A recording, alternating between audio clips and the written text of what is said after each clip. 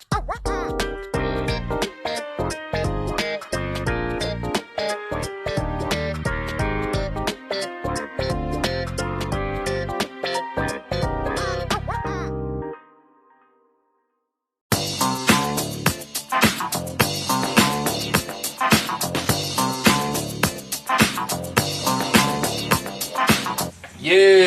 what's up everybody? Welcome back to Camping with Coleman on the Extreme Scale Performance channel.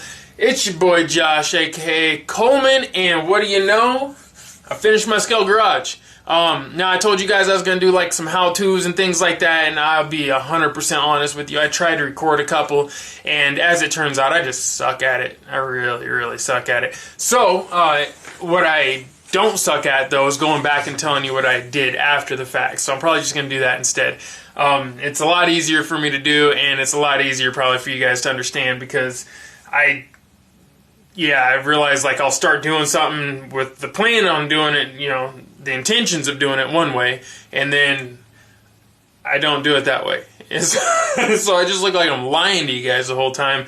Because if you were following me on the video and you started to do what I did, then by the end of it, you're just going to be pissed off at me. So let's skip all that and try to keep you guys from being mad at me. And I'll just go back and show you guys how I do this. I mean, what do you think? Does it look cool? You like it? You know, I mean, does it look realistic from your guys' perspective? Without my fat head in the camera?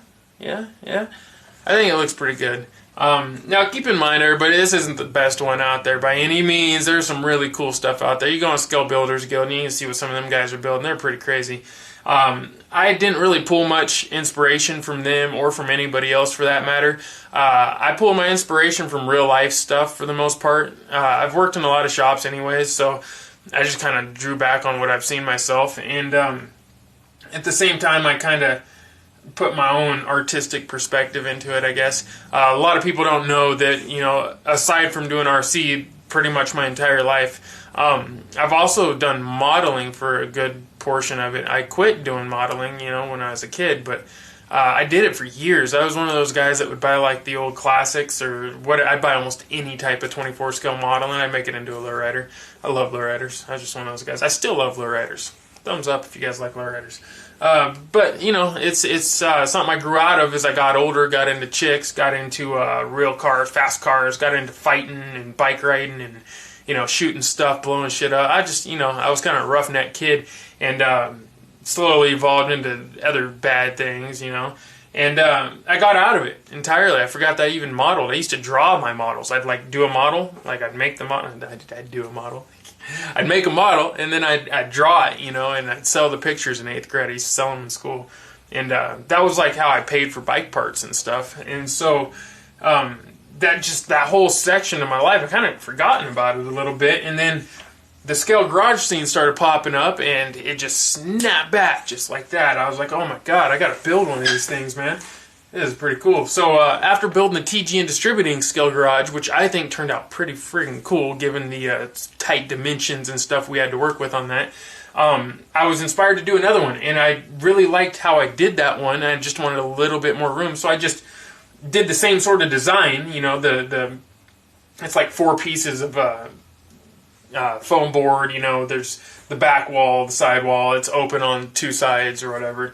And that way I can get some cool shots and stuff of my trucks and my cars, because I'm going to start building drift cars and things too. And I don't know, I'm hooked on it, man. I really went to town on this, and I really enjoy doing the modeling aspect of this.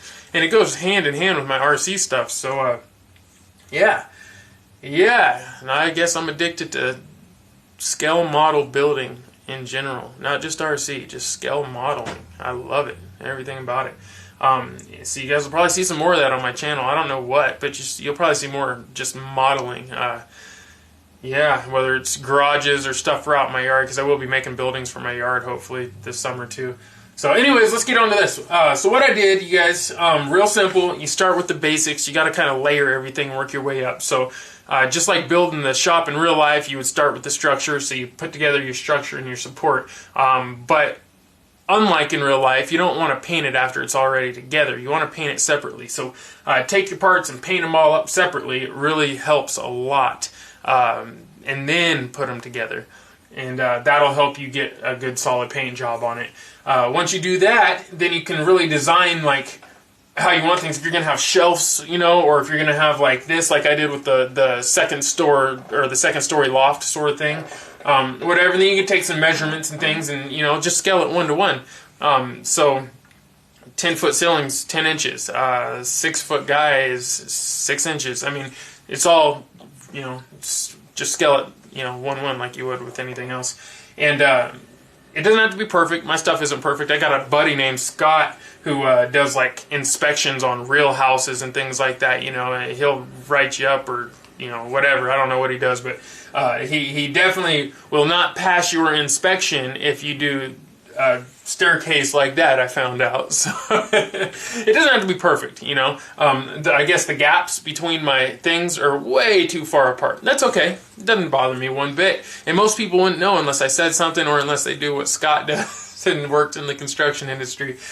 So you guys, just for fun, second thing I could recommend doing is saving your scale accessories, saving your stickers. Any scale accessories and stickers you get, even if you're not going to put them on a truck or it doesn't quite go with anything, you do keep it anyways. Because when you build one of these, all of a sudden you'll realize, oh my god, I could use all this stuff. So many things come in handy. And as you can see, I went sticker crazy. Because in a real shop, I don't know if you've ever been in a real shop, but very few of them are actually spotless clean. I mean, they're out there, worked in a couple of those, but most of them are dirty, dingy, dusty, covered in old stickers from parts and, you know, old classic parts that cars laying around. And so I just kind of went for that feel, and I mixed real stickers, like 1/1 motorsport stickers with 1/10 scale motorsport stickers. So you'll see both. You'll see axial posters, and then you'll see the MSD and the Warren, the Flowmaster, but then you'll see like you know, cowrc and novak. You'll see some axial and RC 4-wheel drive. I mean, it's pretty cool. So let's see, what else? Next thing I did would be the aging, the paint. And I already showed you guys in the last video what paint pens I use. If you want to see that, go back in that video, check it out. I went through and I aged this really well. Something I didn't really touch on though is how I make it look uniformed instead of having brush strokes. If you know, as I show you guys on the next video, you'll see there's not a lot of brush strokes in any of this. And what I do is I'll take the paint pens, get them all, you know, super wet or whatever, shake them up, make sure they're working good, and I'll blotch areas. And then I'll take my plastic weld Plastruct, you know, glue. It's like it's for styrene basically, and it's got a brush in it, and I'll take that and, you know, I can't show you, it's back there. Oh, I'm out anyways. But it's got a little brush thing that goes down into the bottle, right? And I'll pull that out and I'll drop some on it and then just kind of smear it around or blotch it with my fingers or with a rag, and that will absorb into the paint and just kind of spread it out, and it really has a cool effect on it. And that's what I like about weathering and modeling and things, is there is no right or wrong way to do it. You know, I mean, I can't say there's a right and a wrong way. There's a realistic way and a more realistic way, I guess. You know, it's whatever you want it to be. That's what I like about modeling. Who's going to judge it? Who's going to tell you that you're wrong? I mean, it's for fun. It's a hobby. And if they're that concerned about it, maybe they should get into like law or something, because that's way too serious for this. Just have fun, you know. Look at like a real oil spot, grease spot. You'll notice that there's some edges of it are faded out into the concrete, and other edges are sharp, you know, where it's spilt a lot right there. Maybe they didn't clean it up in time. And so I went for that. You know, I went for that sort of effect. All the scale accessories and stuff, that is where things get expensive. And luckily for me, I've been saving scale accessories for a long time. And I mean a long time, years and years and years. Plus, I'm fortunate enough to have had my sponsors, you know, hook me up a little bit with some scale accessories for building them in the garage and things like that. And so that was kind of in the back of my mind when I did this, was to make sure I had enough to do mine too. And also, I wanted to say shout out to all of my fans out there that send me stuff in the mail. That is really awesome. I love it when you guys send me stuff in the mail. Like this right here. Some of you guys might not even know what that is. Axle stands, or well, truck stands. You know, you could actually put your whole truck on these. You set these out here, like so, and you can actually park your whole truck on them. Now these were sent to me. I just am keeping the one in here for now by Alex Rivera over at Boot Camp RC. Let's see if you guys can see that there. Yeah. And there's just an SCX-10 axle sitting on there, old beat up one I got from one of my, actually I think I pulled that out of the yellow Jeep. But yeah, it just adds a nice scale touch to it. Jack stands, you know, everything I get is either from tgndistributing or ckrc. I'm not going to lie, that's the two places I get literally everything. And what I can't find there is just stuff I stumble on around town. If you know, I come across something in a candy shop or Walmart, wherever, then, and I see it, I'm probably going to pick it up. So like you guys, I don't know if you'll be able to see this on here because it's glued down, but like right here I've got a box of tissues. Back here on top of the fridge I got a bottle of OxyClean and a toilet paper roll. Just little things, you know. There's a pack of cool cigarettes on the toolbox. Actually, no, I'm going to show you the toolbox. The toolbox is something I'm proud of. This will show you how you can make something cool even though you don't have the right stuff to do it. Alright, you ready for this? There's my toolbox. I don't know if you guys even notice. I'm sure you probably do when it hits the glare like that. You see all the sparkles? I didn't have the right red. The only red paint that I had on me was a metallic red with like flake in it. And I didn't have any money to go buy some new paint. Well, I'm just like everybody else out there in the world. I'm a middle class, poor class, broke ass, whatever you want to call it, American. And when I don't have money to do something, I'm not going to let it stop me. So what I did was I sprayed it up anyways, and then I went through and I aged it to get rid of a lot of the flake. And now you'll still see some once in a while here and there, but you can't really see it in person. Only when I have my studio lights hitting it just right, then it reflects and you can see it. And I aged the snot out of it. You guys see that? Threw some stickers on there, threw some accessories on there. And yeah, and then I even signed it in the back. Just so people know if I ever die and they find this. I built this cool little thing. You know what I built that out of, you guys? That's just balsa wood. That is a solid chunk of balsa wood. I took my X-Acto knife, whoop, and I carved the detail into it with an X-Acto knife.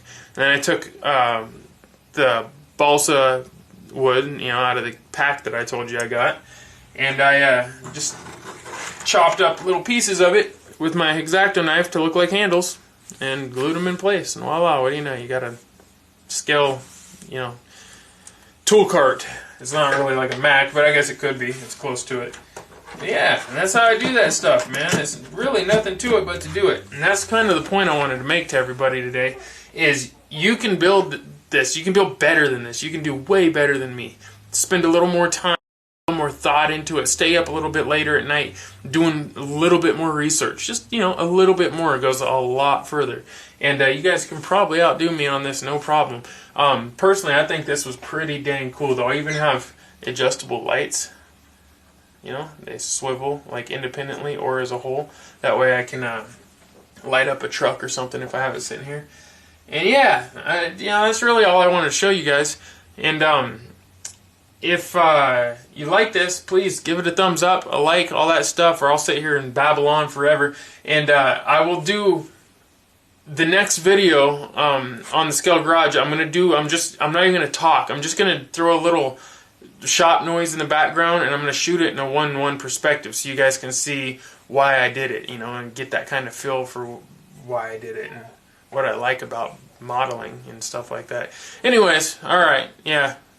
I will sit here and talk about this all night. I've seriously been cracking out on this thing for days now, so, and I just finished it and I'm having a hard time wrapping my head around the fact that I'm done with it. So, alright guys.